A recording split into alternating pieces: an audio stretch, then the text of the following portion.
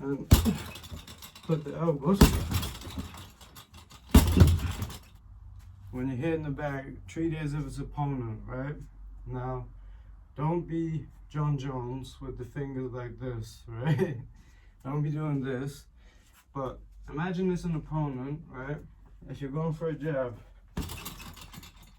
come back for defense. Imagine the bag's trying to hit you back.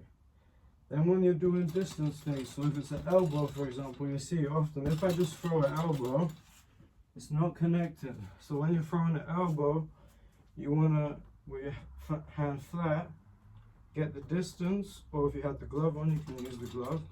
And when you got the distance, that's when you jump forward with your body weight and put the elbows.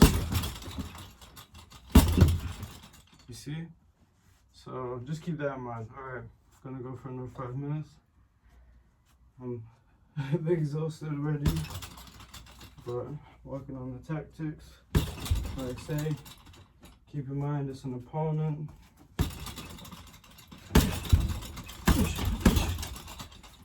Here, I've got this little thing that's in the way, but I can kind of use it to my advantage to use it as like a step over thing. So I'm going to try that as well. So I'll do like a step over and just throw little combos.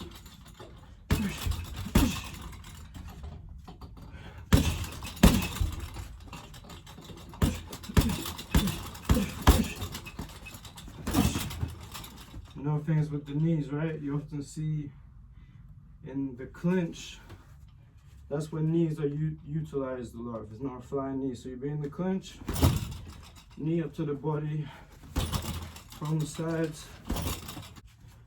You got the elbows in the clinch with the switch knee. So if you're in the clinch, kind of like that. That wasn't perfect, but yeah. So when I come in, we're in the clinch.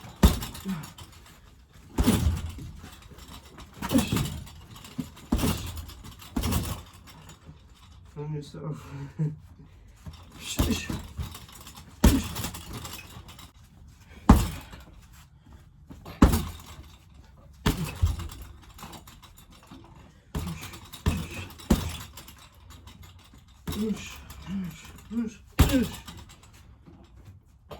That's another little tactic, right, with the whole distance change. So let's say I go for a jab and my foot's here, and then I go for a defense, alright, defense, step back with my left foot, opposition still here, jump forward, elbow, switch stance. Now again, obviously easier because the opponent would be maybe running away, ducking, but you know, if you get good at combinations and quicker at them,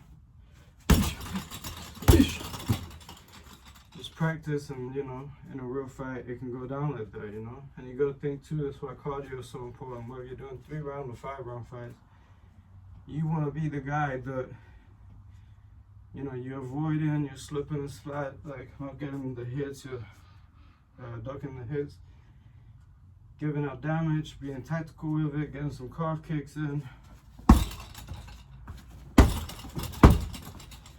doing some boxing, keeping the jab, learning the distance. Obviously wrestling is a whole aspect, which we're not doing now. Learning the clinch, and then also learning to control your breathing and to retain, keep your energy, and also to notice when your opponent is low in energy. So that's also important.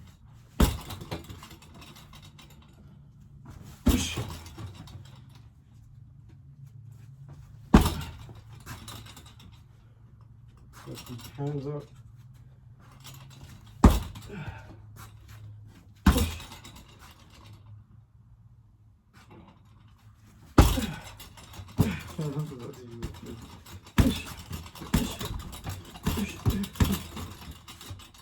I'm gonna say another thing. This is something I actually noticed myself doing, and then I watched a video from one of the GOATs of kickboxing, Alex Pereira, and he was talking about this too, right? So where, and this goes to what I was saying before with keeping your stamina throughout the fight, is you want to throw stuff, right? You want to throw the jab, but you're just throwing it. There's not really any bad intentions behind it, and be slow and have little feints.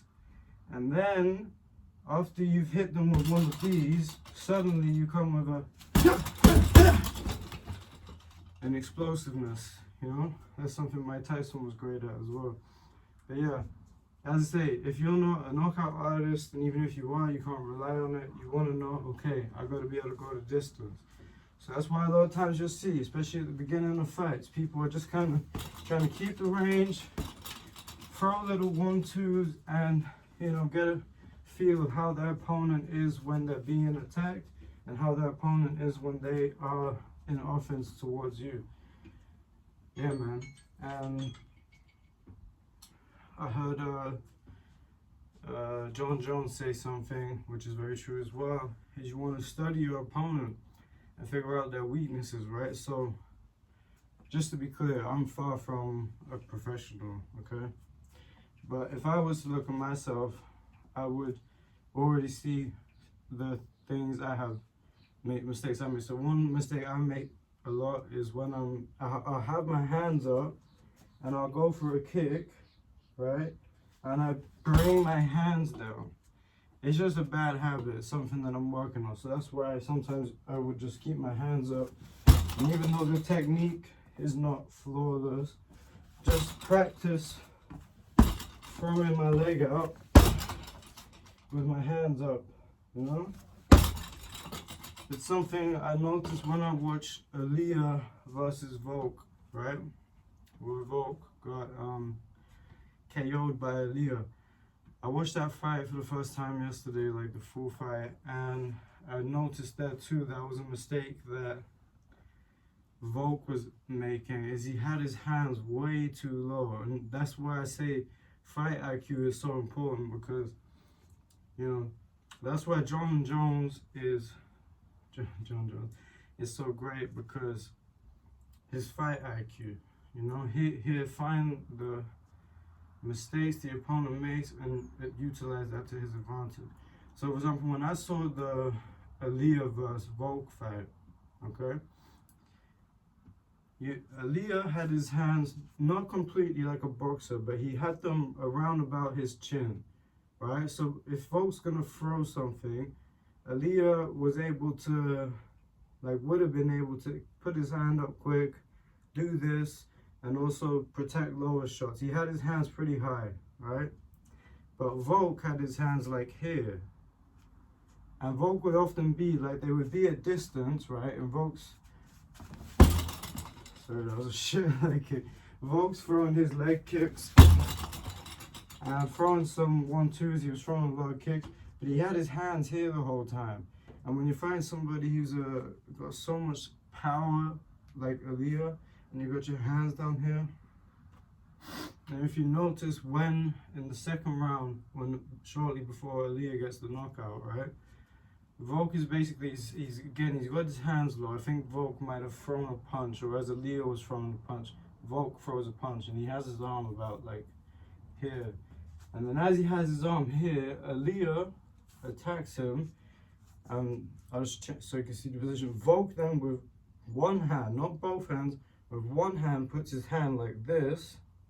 And hey, these guys are the professional elite. I'm not talking shit, this is just to help everybody improve. Volk puts one of his hands here, but keeps his other arm out, right?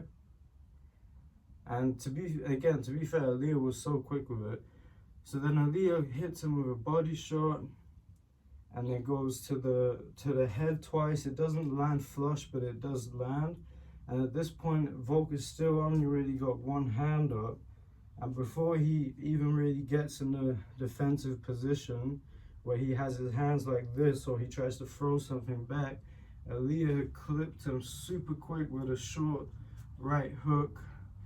And you see Volk just fell down. And this isn't about politics, this isn't about who's better and all the politics involved in, you know, people saying Volk got back in too early. We're not going into that.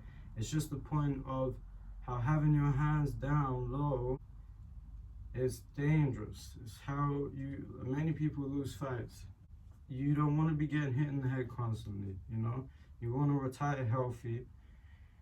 And yeah, I think it's more important to have the fundamentals defensively and then be able to attack. And another good example is that Volk fight actually with Ilia, because in the first round, Volk was quote unquote winning. I think Ilia landed more significant strikes, in my opinion. Ilia landed, from my memory, there was 6 strikes in that first round, but every one he threw hurt Volk. Remember the first leg kick towards Volk, Volk's got spun around. By the second leg kick, calf kick, hit Volk's leg was already red and swollen. And every time Ilia landed a punch on Volk, Volk was backed up. You know, you could tell it was hurt. And that's where in the first round you see Ilia was just defensive, letting Volk throw some kicks. It wasn't really hurt, you know, he wasn't getting hurt, measuring the distance, having some 1-2 exchanges, and then in the second round just like went for the kill. So yeah, that's basically all I'm trying to get through to you guys, is saying the mistakes I make too.